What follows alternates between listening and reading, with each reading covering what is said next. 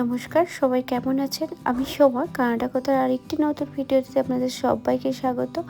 উইনিপেগে যে আপনাদেরকে আগের ভিডিওগুলো শেয়ার করেছিলাম, আজকে তার লাস্ট ডে। আর আগের ভিডিওতে যে রিভারটা দেখেছেন, ওই রিভারেই আমরা এসেছি এখন। ওই রিভারটাতেই বোটিং করব। তো সকাল সকাল রেডি হয়ে এখানে চলে এসেছি। তখন ওই 9টার মতন বাজে। সেই রকম কিন্তু লোকজনও তখনও বোটিং করতে আসেনি। আমরাই প্রথম এসেছি বোটিংয়ে। আর এরপর আমরা যাব জুতে, তাই আমাদের তাড়া আছে। Good morning.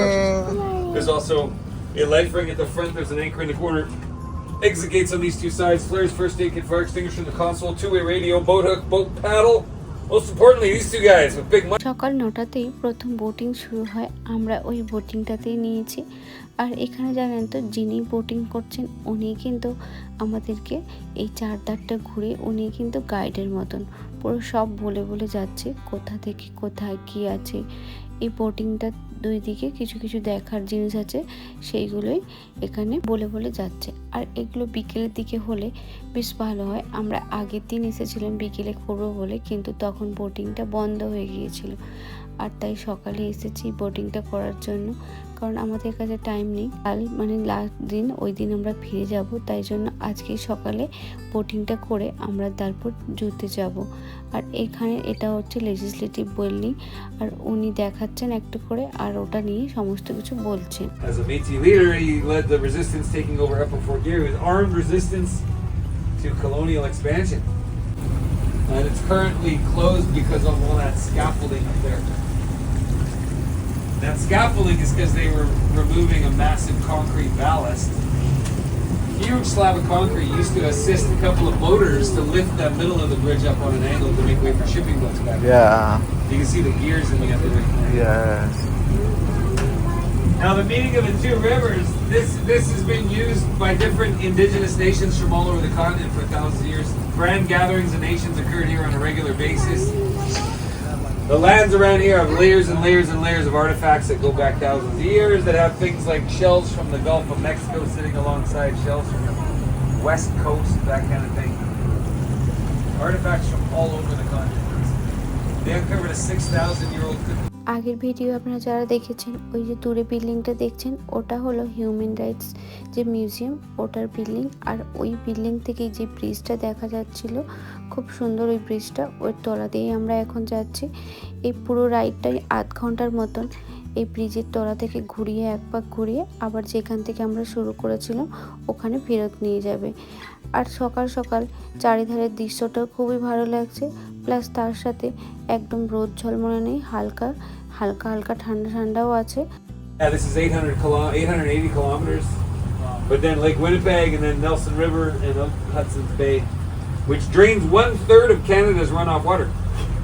So that Qu'Appelle River that flows through Saskatchewan into the Assiniboine ends up going out through Hudson's Bay. Water off of the Rocky. ওখান থেকে বেরিয়ে আমরা চললাম জু যাওয়ার জন্য। আর চারিধারে দেখুন গাছের পাতার কালারগুলো চেঞ্জ হয়ে গিয়েছে। তো এখান থেকে জু যেতে গাড়িতে করে আমাদের ওই 15-20 মিনিট মতন টাইম লাগছে। আর এই ট্রিপের মূল আকর্ষণ কিন্তু এই জু। আমার ছেলে কিন্তু এই জু দেখার কথা ভেবেই প্রথম থেকে গিয়েছে, আর প্রত্যেক দিন জিজ্ঞেস করছে যে আমরা কখন জু যাব। তো জু যাওয়ার পরে ওর খুব আনন্দ এই জুটা। তো এখানকার মূল আকর্ষণ, কারণ এই জুতেই এখানে একমাত্র পোলার বেয়ার দেখতে পাওয়া যায়, সেটা দেখতেই আমরা গিয়েছি।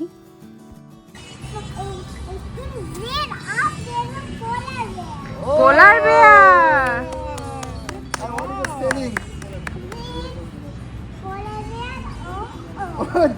Polar bear. Oh. Come on. Okay, do a high five. Yes. Shreyan খুব এক্সাইটেড, ও কিন্তু চলে গিয়েছে টিকিট কাটার জন্য।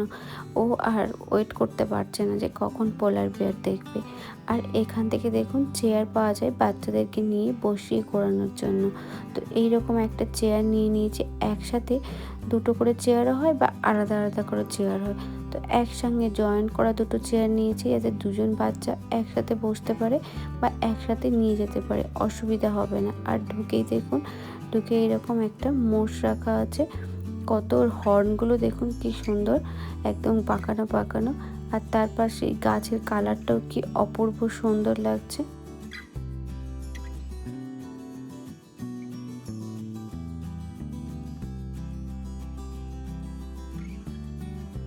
তারপরে এখানে দেখুন বাইসন আর তার সাথে বড় হর্ন দেওয়া ছাগল রাখা আছে।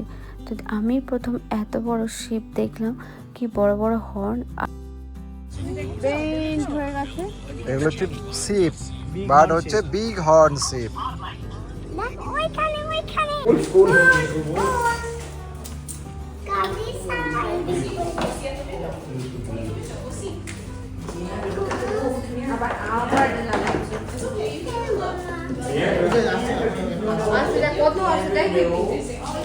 সামনেরটা কি এটা?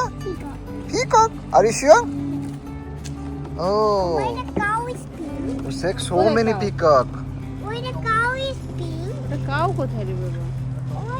ডঙ্কি।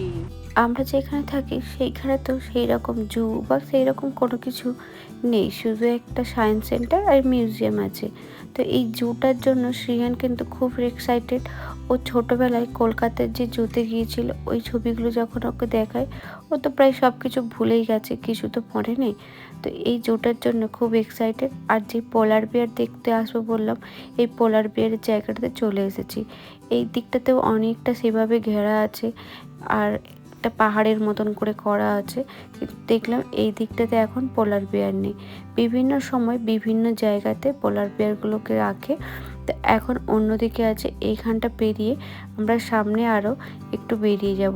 আর এই পার্কটা কিন্তু অনেক বড়, মাঝখানে অনেক ছোটোখাটো অনেক অ্যানিমেল রাখা আছে।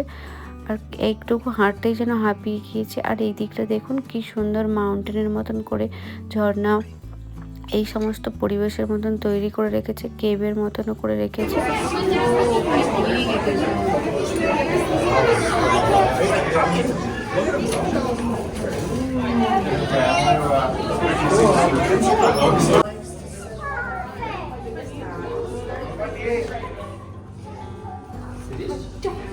এই মিউজিয়ামের মূল আকর্ষণ যেহেতু এই পোলার বিয়ার, এই জায়গাটাতে প্রচুর পরিমাণে ভিড় রয়েছে।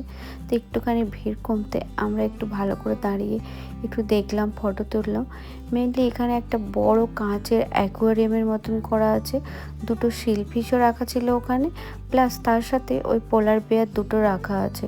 তো এমনভাবে ট্র্যাপ করা আছে শিলফিশগুলো যেন ওদের কাছে আসে, আর পোলার বিয়ারগুলোকেও এভাবে রেখে যাতে ওগুলো ধরার জন্য ঝাঁপিয়ে পড়ে। পোলার বিয়ার দেখার পর আমরা আরও বেরিয়ে এসে আরও অনেক রকমের জীবজন্তু ছিল। তারপর যেটা মূল আকর্ষণ, এখানে চলে আসলাম ক্যাঙ্গারু। একসাথে অনেকগুলো ক্যাঙ্গারু, এই প্রথম আমি দেখলাম যে একসাথে এতগুলো ক্যাঙ্গারু। আর দেখুন তখন হালকা হালকা একটু গরমও ছিল বলে সবাই একদম ক্লান্ত শান্ত হয়ে বসে আছে। তখন এই দুপুরের দিকে ওটা কি দেখছো? কটা হাঁপ আছে? Two hump camel. Two hump camel. এ টু হাম্প আছে। তো রাখতেই হবে, একটা তো রাখা যাবে না, কষ্ট মারা যাবে। No, two hump camel. মানে এদের হাম্প দুটো, এই উঁচু উঁচু পুঁজ দুটো, ও দুটো ওলা, আচ্ছা তো কোথায় নিয়ে স্পেশাল। আর এইখানটাতে দেখুন খুব সুন্দর একটা টোকন বাট। এই টোকন বাটের বিকগুলো খুব সুন্দর দেখতে হয়, কালারফুল। বাটটা কিন্তু ব্ল্যাক কালারের হলেও এর বিকটা কিন্তু খুব কালারফুল হয়। আর তার পাশেই একটা জঙ্গলের মধ্যে আবার একটা ছোট্ট কটেজ জঙ্গলের মতন করেছে। ওর ভেতরে বিভিন্ন পাখি, তারপর হচ্ছে ব্যাট, এগুলো রাখার জন্য।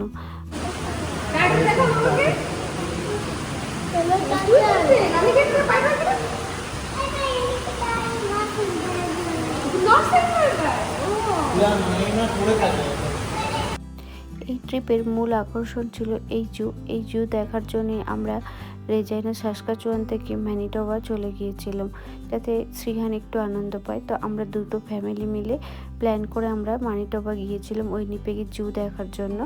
তো আজকে আমাদের এখানে এই জু দেখার পর আমরা ফিরে যাচ্ছি, হোটেলে থাকবো। আর কালকে সকালে আমাদের ফেরার টিকিট, তো ফিরবো তখন। আজকের ভিডিওটি এখানে শেষ করলাম। সামনে আরও অনেক নতুন নতুন ভিডিও নিয়ে আসবো। আজকের ভিডিওটি কেমন লাগলো অবশ্যই কমেন্টে জানাবেন। সবাই ভালো থাকবেন, ধন্যবাদ।